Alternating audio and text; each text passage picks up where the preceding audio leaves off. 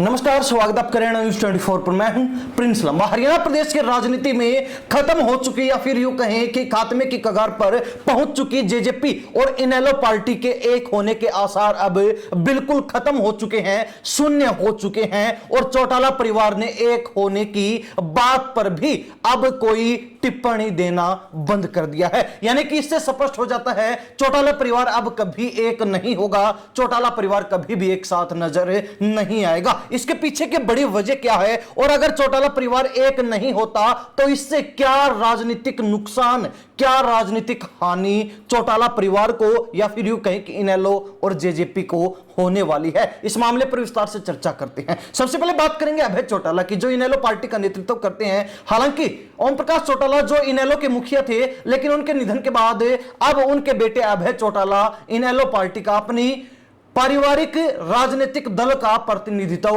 कर रहे हैं। तो ऐसे में अभय चौटाला से जब यह बात की गई कि चौटाला परिवार क्या फिर एक हो पाएगा, क्या चौटाला परिवार एक होगा, तो इस पर उन्होंने सिर्फ 2 शब्दों के माध्यम से क्या जवाब दिया है वो आप खुद सुन लीजिए। चौटाला परिवार एक बार फिर साथ आएगा? कोई और सवाल है आपके पास? तो सुना आपने अभय चौटाला को, जिन्होंने क्लियर कर दिया कि कोई और सवाल हो तो पूछिए। चौटाला परिवार की एकता पर कोई भी सवाल अब वो नहीं सुनने वाले और उसका जवाब नहीं देने वाले। अब यही सवाल जब जेजेपी के मुखिया अजय चौटाला से किया गया, अभय चौटाला के भाई से किया गया, तो उन्होंने क्या जवाब दिया वो भी आप सुन लीजिए। जेजेपी इनेलो पार्टी हो सकती है, जैसे ये पॉसिबल ही नहीं है इस सेक्टर को क्लोज कर देना। ये रेल की 2 पटरी है। तो अजय चौटाला को भी आपने सुना, जिन्होंने स्पष्ट शब्दों में यह बात कह दी कि अब इस मामले पर चैप्टर ही क्लोज हो चुका है, यानी कि यह चर्चा ही अब बंद हो चुकी है कि चौटाला परिवार कभी एक भी हो पाएगा। अजय चौटाला का कहना है कि चौटाला परिवार जो 2018 में 2 फाड़ हो गया था, यह रेल की 2 पटरियां बन चुकी हैं जो कभी नहीं मिलने वाली। लेकिन इसी बीच अब इनेलो की ही महिला प्रधान हरियाणा प्रदेश की सुनैना चौटाला का भी एक बयान सामने आया, जिसमें उन्होंने चौटाला परिवार के एक होने को लेकर क्या कह दिया वो भी आप सुन लीजिए। जिस दिन राहें 2 हो गई थी उस दिन ही मैंने भी सुना कि जब एक किनारा 2 किनारा वो नहीं मिल सकते, तो फिर इसमें आप लोग ये प्रश्न ही पूछना बंद कर दें। कौरव और पांडव भी एक ही परिवार के थे, लेकिन उनकी राजनीतिक राहें अलग थी। तो सुना आपने, जिन्होंने पूर्व में महाभारत का एक उदाहरण देते हुए यह बात कही कि कौरव और पांडव एक ही परिवार के सदस्य थे, लेकिन उनकी राजनीतिक राहें, राजनीतिक विचार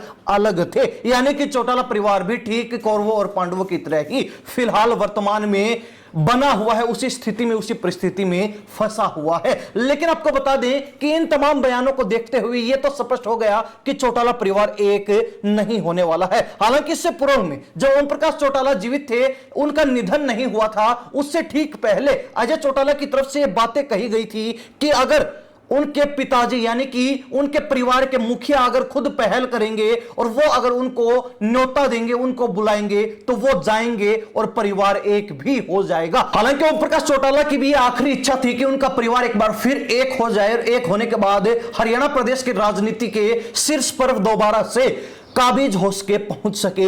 लेकिन उनके निधन के बाद ये जो है उनकी आखिरी इच्छा भी कहीं ना कहीं दब गई, ये आखिरी इच्छा भी कुचली गई, क्योंकि चौटाला परिवार के एक होने के आसार बिल्कुल खत्म हो गए हैं, बिल्कुल शून्य हो चुके हैं। बात की जाए अभय चौटाला की या फिर अजय चौटाला की, दोनों ही अपनी अपनी पार्टियों के मुखियाओं ने अपने दरवाजे बंद कर लिए हैं, एक दूसरे के मुंह पर जो है दरवाजा बंद कर दिया है और दोनों भाइयों ने एक दूसरे को बीच चौराहे छोड़ दिया है। यानी कि अब वो इस मामले पर चर्चा तक नहीं करना चाहते, जिक्र तक नहीं करना चाहते, जिससे स्पष्ट है कि उनकी एक होने की अब कोई भी मंशा नजर नहीं आ रही है। हालांकि आपको ध्यान होगा कि जब ओम प्रकाश चौटाला का निधन हुआ था तो उस समय पूरा परिवार एक साथ नजर आया था और उस समय चर्चाएं भी शुरू हो गई थी कि अपने पिता की आखिरी इच्छा, अंतिम इच्छा को पूरा करने के लिए चौटाला परिवार फिर से एक हो सकता है। लेकिन उन जो है संभावनाओं पर भी उस समय पूर्ण विराम लग गया। उस समय पानी फिर गया जब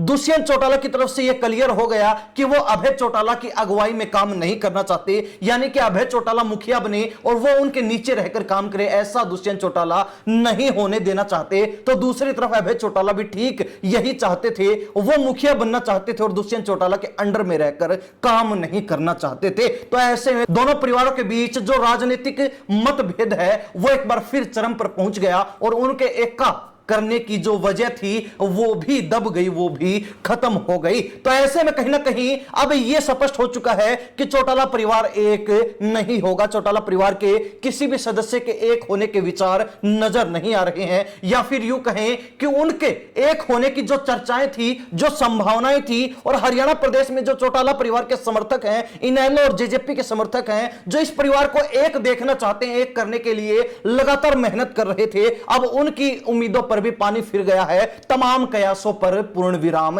लग चुका है। चौटाला परिवार भविष्य में कभी एक हो तो वो अलग बात है, लेकिन फिलहाल इसके आसार नजर नहीं आ रहे हैं और यही सबसे बड़ी वजह है कि ना इनेलो उभर पाई, ना ही जेजेपी उभर पाई, और दोनों ही पार्टियां आज के दिन हरियाणा प्रदेश की राजनीति में गर्त में जा चुकी हैं, अंधकार में डूब चुकी हैं और दोनों ही राजनीतिक खात्मे पर पहुंच चुकी हैं। जेजेपी को इस बार के चुनाव में जहां अंडा मिला, यानी कि हरियाणा प्रदेश में खाता भी नहीं खुला और तमाम सीटों पर जमानत जब्त करवा बैठी, जेजेपी अपनी खराब माटी, बिरान माटी, रेरे माटी करवा बैठी, तो वहीं दूसरी तरफ अभय चौटाला अपनी सीट नहीं बचा पाए। हालांकि इनेलो के 2 विधायक जरूर बने, लेकिन अभय चौटाला का खुद का अपनी सीट हार जाना यह दर्शाता है कि चौटाला परिवार के विघटन के बाद कहीं ना कहीं उनकी जड़ें उनके गढ़ में भी कमजोर हो चुकी हैं और उनका जो वटवृक्ष है वो कभी भी उखड़ सकता है, कभी भी गिर सकता है, धराशायी हो सकता है। हरियाणा प्रदेश की जनता इस मामले को लेकर क्या राय रखती है? क्या वास्तव में ही आपको भी लगता है कि अब चौटाला परिवार